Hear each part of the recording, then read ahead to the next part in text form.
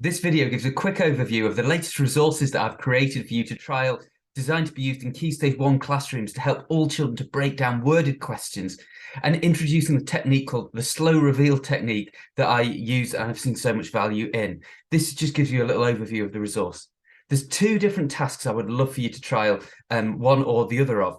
The first one is called the Which Picture task family. Now you'll need two things: a PowerPoint file and a PDF file, which hopefully you've downloaded from the email. Now I'm going to show you the PowerPoint file first, and it flicks through different worded questions and slowly reveals the information. There are 6 children at the park. There are 2 adults at the park. How many people at the park?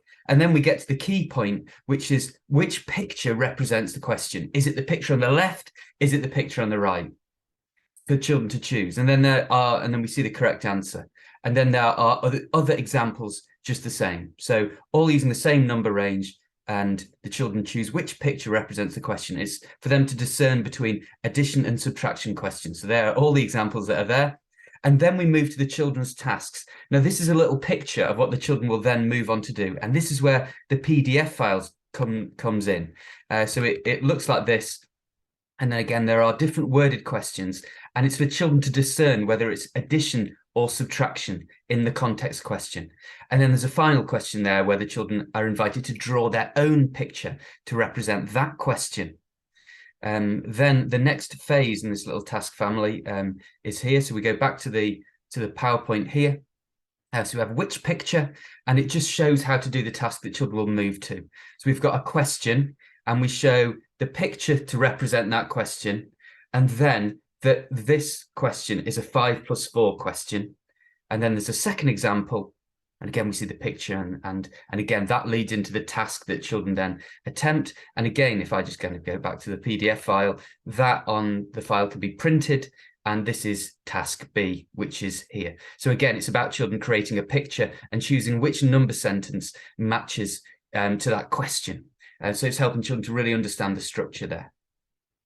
There's a second task family, which is quite different. So this is the missing words one, and this is actually introducing what I call my slow reveal technique, where you cover either the information or the question and ask what's hiding. So this is the introduction to that. So we have here, Tom had 7 birthday balloons, and we've hidden the information and the question.